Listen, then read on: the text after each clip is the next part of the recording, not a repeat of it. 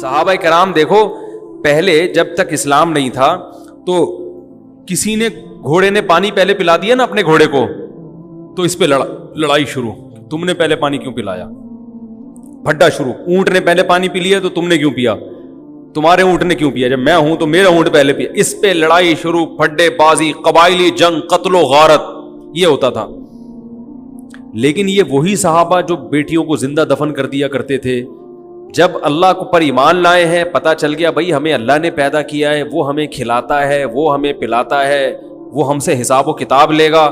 یہی صحابہ ہے کہ جب اللہ ان کی سمجھ میں آیا ہے تو جنگ میں زخمی پڑے ہوئے ہیں, ایک پانی مانگتے ہیں تو کہتے ہیں بھائی, جب ان کے پاس پانی لے کے پہنچے دوسری طرف سے آواز آئی پانی, کہتے ہیں پہلے ان کو مجھے بعد میں.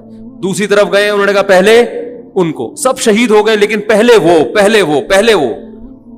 یہ وہی صحابہ ہیں, یہ وہی حضرت عمر ہیں جو زمانہ جاہلیت میں بڑے ظالم سمجھے جاتے تھے, بڑے سخت, مگر اسلام لانے کے بعد جب حکومت ہاتھ میں آتی ہے 22 لاکھ مربع میل کے حاکم بنتے ہیں تو بوری پہ راشن ڈال کے گلیوں میں گشت کر رہے ہیں کہ کوئی بھوکا سو گیا تو قیامت کے دن میرا گریبان نہ پکڑا جائے کہیں. ان کو پتا ہے کہ مجھے اللہ نے پیدا کیا تو اللہ مجھ سے اس بارے میں حساب لے گا.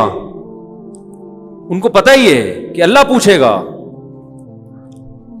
کیسا زبردست واقعہ حضرت عمر کا کہ ایک گھر میں گزرے تو آواز آئی نا رونے کی. پتہ یہ چلا کہ ایک عورت کے ہاں بچے کی ولادت ہونے والی ہے, پریشان ہے, تو دائی کا انتظام کیا اس کے لیے. گھر میں قحط پڑا ہوا ہے, بھوک سے بچے رو رہے ہیں. حضرت عمر رضی اللہ تعالیٰ عنہ گئے اور بورے پہ جو ہے نا راشن اور کھانا وانا لے کر گئے. تو مجھے یہ جب پورا واقعہ میں سنتا ہوں مجھے اتنا میں جذباتی نہیں ہوتا, لیکن اس واقعے کا جو آخری جز ہے نا وہ انسان کو جذباتی بنا دیتا ہے. یہاں تک بھی ہو گیا بھائی ٹھیک ہے, کسی کو بھوکا دیکھا تو اپنی جو ہے نا وہ اپنے کندھے پہ بوری رکھ کے کھانا رکھ کے, خلی امیر المومنین 22 لاکھ مربع میل کا حاکم, اتنا بڑا, اور جس کے روم اور فارس کی سلطنتیں کانپتی ہیں اس کا نام سن کے, گھبراتی ہیں کہ یار بہت طاقتور ہے. وہ خالد ابن ولید رضی اللہ تعالیٰ عنہ کو کسی روم کے بادشاہ نے پیغام بھیجا کہ بھائی تم لوگ پتہ نہیں کیا تلوار لے کے لوٹ مار میں نکلے ہوئے. اس کو نہیں پتا تھا یہ کیا کیوں لڑ رہے ہیں. اس نے کہا بھائی دیکھو تمہیں, اگر تم لوگ عرب لوگ ہو نا, تمہارے پاس کھانے وانے کو نہیں ہے, وہ تو ریگستان تھا کچھ, اب بھی وہ تو پیٹرول پیدا ہو گیا, ورنہ وہاں پگتا کچھ بھی نہیں ہے اب بھی. تو اگر تمہیں کچھ خوراک چاہیے, کھانا چاہیے تو ہم روٹی کا انتظام کر دیتے ہیں, پینا چاہیے تو پانی کا انتظام کر دیتے ہیں, کوئی لائن وائن بچھا دیں گے آپ. خالد بن ولید نے فرمایا ہم نے سنا رومیوں کا خون بہت لذیذ ہے, ٹھیک ہے نا, وہ چاہیے ہمیں. یعنی اس کو یہ تانا دیا کہ ہم تم سے بھکاری ہیں جو ہم روٹی کے لیے جنگ لڑ رہے ہیں. روٹی کا وعدہ اللہ نے کیا وہ پورا کر دے گا. ابھی تو ہمارا ویژن ہی چینج ہو گیا, روٹی پانی ہمارے مسائل رہے نہیں ہیں. حضرت عمر رضی اللہ تعالیٰ عنہ نے, یہ پورا واقعہ بڑا دلچسپ ہے, ان کے لیے کھانا پینا لے کر گئے. تو جب کھانا لگایا نا تو حضرت عمر کے خادم نے کہا چلیں بس دے دیا کھانا. انہوں نے فرمایا نہیں. کیسا اللہ نے دل بنایا نا. انہوں نے, حضرت عمر نے فرمایا میں نے ان کو بھوک سے روتے ہوئے دیکھا ہے, اب میں ان کو کھانا کھاتے ہوئے بھی دیکھنا چاہتا ہوں. کچھ کھانے, حالانکہ خود تھوڑی کھا رہے ہیں وہاں کھڑے ہو کر, کھاتا ہوا دیکھنا چاہتا ہوں. خوش ہو رہے ہیں غریب کو کھاتا ہوا دیکھ کر. کیسے سخت دل تھے, اور اللہ نے کیسا نرم دل بنا دی. بھائی کھانا پہنچا دیا نا, بس اب چلیں. نا بھائی, کھانا پہنچا کے کیسے چلے جائیں, اب ان کو کھاتا ہوا تھوڑی دیر, کچھ دیر کھاتا ہوا دیکھ کے خوش تو ہونے دو. حضرت عمر کو کھانا کھانے سے اتنی خوشی نہیں ہوتی جتنا ان کو کھاتے ہوئے دیکھ کر خوش ہو رہے ہیں. تو یہ کوئی پاور تھی, کوئی کیا نبی صلی اللہ علیہ وسلم نے حضرت عمر کے سر پہ تلوار رکھ کے یہ سکھایا تھا ان کو کہ تم ایسے حکومت کرنا ہے, یا کوئی اس وقت اقوام متحدہ بنی ہوئی تھی کہ جو ممالک اپنی رعایا کا خیال نہیں کر رہے تو اقوام عدالت میں یا بین الاقوامی عدالت میں ان کے خلاف کیس ہو جائے گا, کوئی تھا ایسا؟ یا حضرت عمر کو یہ ڈر تھا کہ اگر میں نے ایسا نہیں کیا تو رعایا میرے خلاف کھڑی ہو جائے گی؟ وہ تو ایسی پاورفل حکومت, کوئی بغاوت کا دور دور تک بھی خطرہ نہیں تھا. اللہ کا خوف، اللہ کا خوف کہ جس خدا نے مجھے حکومت دی ہے، ایحسب الانسان ان یترک سدی، اللہ نے قرآن میں کہہ دیا ہے کہ تم یہ مت سمجھو کہ بیکار چھوڑ دیے جاؤ گے، ہر عمل کی ریزن بیان کرنی پڑے گی کہ اے عمر، اگر آپ کی رعایا میں ایک گھر بھوکا تھا، آپ کو پتہ نہیں چلا، تو اس کی ریزن بیان کریں کہ آپ کو پتہ کیوں نہیں چلا، اور اگر آپ کو پتہ چل گیا تو اس کے گھر میں کھانا پہنچانے کا انتظام کیوں نہیں ہوا۔ یہ بھی ایک عمل ہے نا، اس عمل کا جواب دیں۔ حضرت عمر کے پاس اس کا جواب نہ ہوتا، اس لیے کندھے پہ راشن ڈال کے لے کے جا رہے ہیں۔ آپ حکمرانوں کو برا بلا کہتے رہو، یہ ایسے یہ ویسے، یہ یوں یہ یوں، تو بھائی وہ بھی اور ہم سب ایک ہی جیسے ہیں، ہم کون سا اپنی ذمہ داری پوری کر رہے ہیں؟ آج مثالیں دی جاتی ہیں، حکمرانوں کو شرمندہ کیا جاتا ہے حضرت عمر کی مثالیں دے کے، دیکھو وہ ایسے تھے تم ایسے، وہ ایسے تھے تم ایسے۔ ٹھیک ہے، جب آپ کو کسی حاکم سے ملاقات کا موقع ملے تو آپ شرمندہ کریں، لیکن ہم اپنے گریبان میں بھی تو جھانک کے دیکھیں، صبح سے لے کے رات تک، رات سے لے کے صبح تک، کیا ہمارا ہر عمل ایسا ہے کہ ہم اس کی، اللہ ہم سے وجہ پوچھے تو ہم وجہ بیان کر سکیں کہ اللہ اس وجہ سے میں نے ایسا کیا ہے؟ بہت سارے کام ہمارے غلط ہو رہے ہیں۔ حضرت عمر رضی اللہ تعالی عنہ احترام بڑے کیا کرتے تھے۔ آج تھوڑا سا کوئی عہدہ مل جائے نا تو انسان اپنی اوقات بھول جاتا، تکبر، اس لیے کہ وہ اس کو اللہ کی طرف سے بھیک نہیں سمجھتا۔ جس کو کوئی چیز بھیک میں ملی ہوتی ہے تو وہ کبھی بھی اتراتا نہیں۔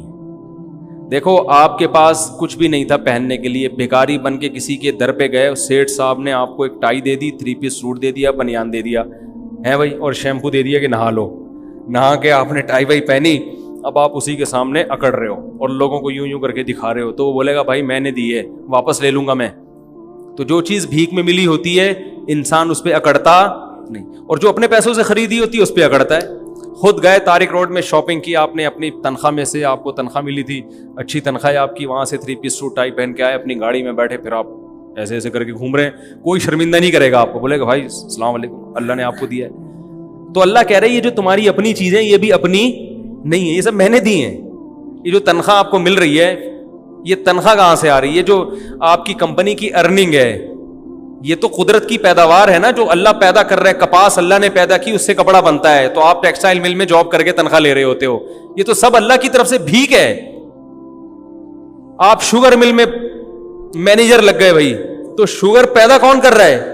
یہ گنے اللہ پیدا کر رہا ہے، آسمان سے پانی برستا ہے اور وہ میٹھے لکڑیاں پیدا ہو جاتی ہیں، اس سے میٹھی میٹھی لکڑیاں پیدا ہو جاتی ہیں شہد جیسی، اس سے رس نکلتا ہے۔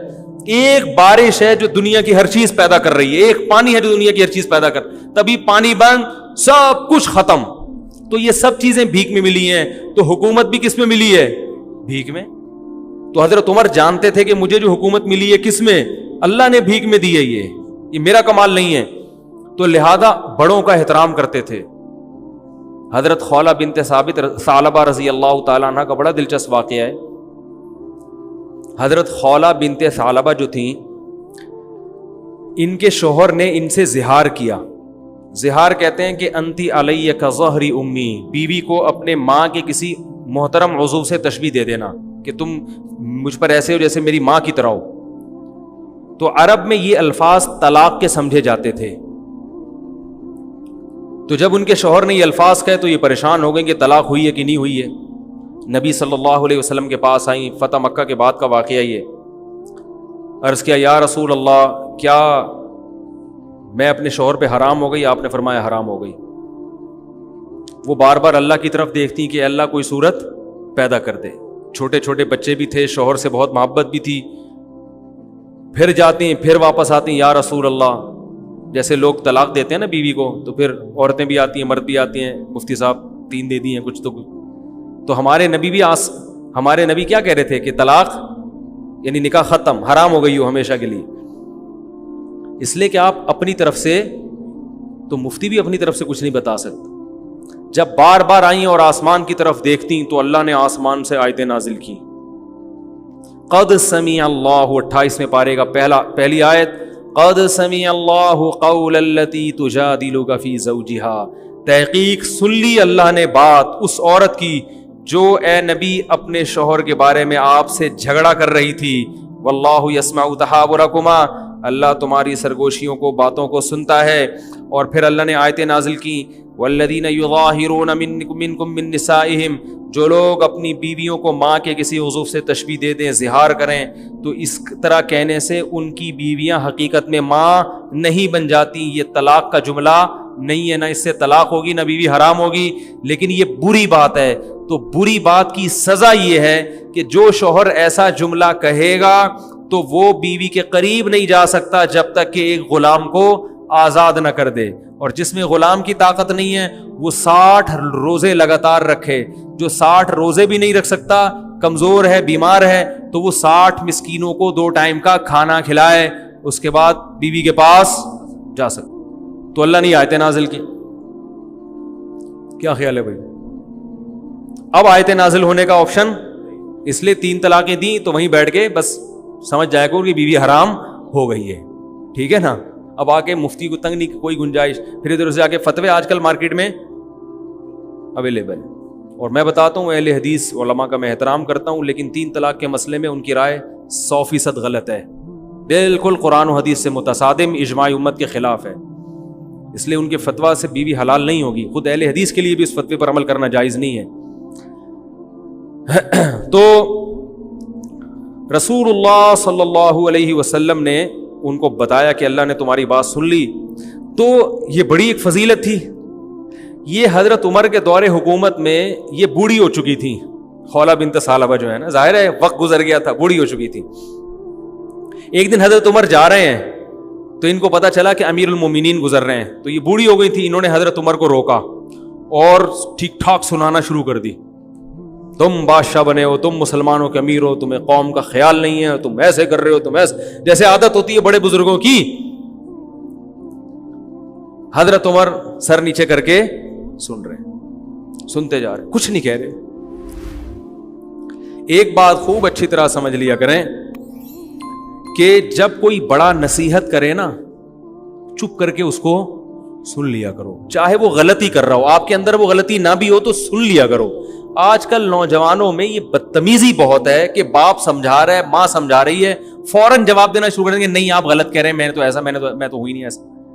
اگلا کہہ رہا ہے، باپ کہہ رہا ہے بیٹے کو کہ بیٹا تھوڑی محنت سے پڑھا کرو، تھوڑا سا کاروبار بھی سنبھالو، تمہیں اماں انڈے لینے کے لیے بھیجتی ہے، تم دہی لے کے آ جاتے ہو، جتنے انڈوں کا بولا ہوتا ہے اتنے لے آیا کرو، وقت پہ لایا کرو. ٹھیک ہے نا؟ چپ کر کے آپ سارے کام وقت پہ کر رہے ہیں، لیکن اس وقت تھوڑی دیر چپ کر کے بولو بھائی سن. اس وقت فوراً جواب نہ دیا کریں، نہیں میں تو لے کر آیا ہوں نا، میں تو اس وقت بھی گیا تھا، تو بتائیں کب میں نے دیر کب کی ہے. یہ بڑی بدتمیزی ہے. گھروں میں یہ سسٹم ہی ختم ہو گیا سننے کا. او بھائی تھوڑی دیر سن لے، 5 منٹ، ٹھیک ہے نا؟ بول اچھا ٹھیک ہے، انشاءاللہ کوشش جاری رہے گی. سن لو، پتلی گلی سے نکل لو. ابا سے کون سا 24 گھنٹے کوئی بیٹھے رہتے ہو؟ یہ ابا ہے یا کوئی بزرگ ہے یا کوئی عالم ہے، کوئی مفتی ہے، کوئی بڑا ہے، کوئی بھی سمجھا رہا ہو، اس وقت چپ کر کے سن لو. بعد میں آپ سمجھتے ہیں کہ واقعی یہ غلط فہمی سے ممکن ہے ان کے دل بدگمان ہو رہا ہو کوئی میرے خلاف، تو بعد میں کسی موقع پر آپ ان کو الگ سے سمجھا دیں کہ یہ کچھ آپ جو ایسی باتیں کر رہے ہیں 1-2 دفعہ تو ٹھیک ہے، لیکن بار بار آپ کریں، اس کا مطلب شاید آپ کو کوئی غلط فہمی ہے. تو ایسا نہیں ہے. میں انڈے ہمیشہ ٹائم پہ لے کے، انڈے کی ایک مثال دے رہا ہوں میں تو یہی کرتا ہوں نا سارا دن.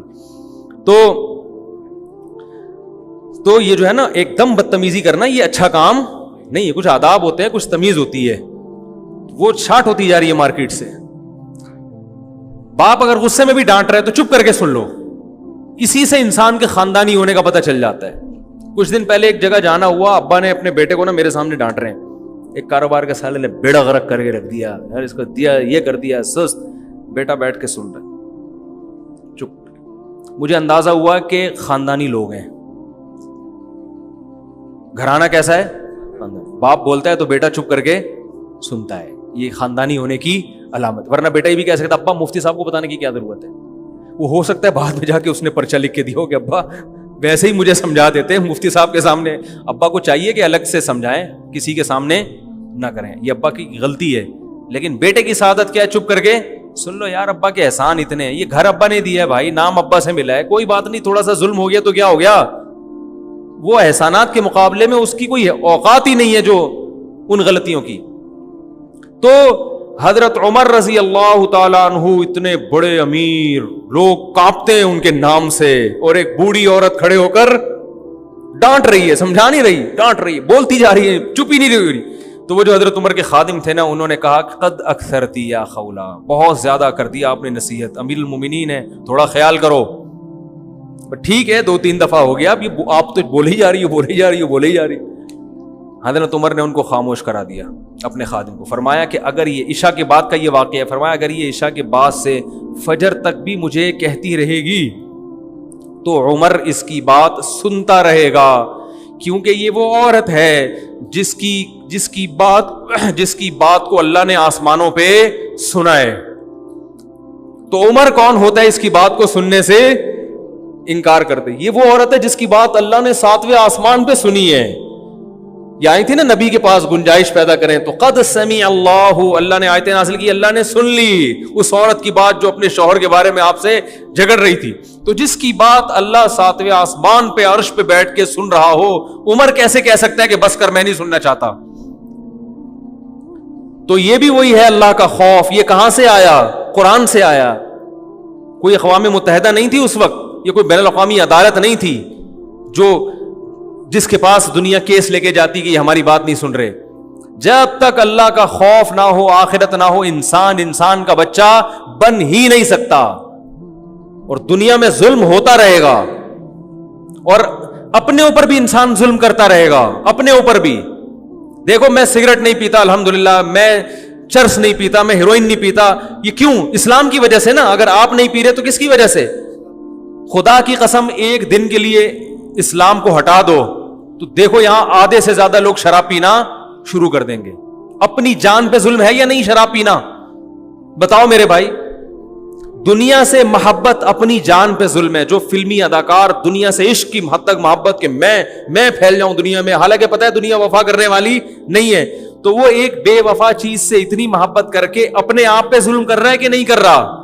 تو اگر آپ کی زندگی میں دین نہیں ہے تو آپ دنیا کے لیے بھی ظالم اور اپنے لیے بھی بہت بڑے ظالم بن جاؤ گے۔ آپ اپنی زندگی بھی اپنے ہاتھوں تباہ کر دو گے۔ میں نے دیکھا ہے شرابی لوگوں کو جگر خراب ہو گیا، مر گئے جوانی میں، نشے کی خاطر چند لذتوں کی خاطر جوانی میں موت کا شکار ہو گئے، ساری زندگی برباد کر دی انہوں نے۔ تو جن لوگوں کو روکا ہے شراب سے، وہ کون سی چیز روک رہی ہے؟ وہ اسلام روک رہا ہے، وہ مذہب روک رہا ہے ان کو۔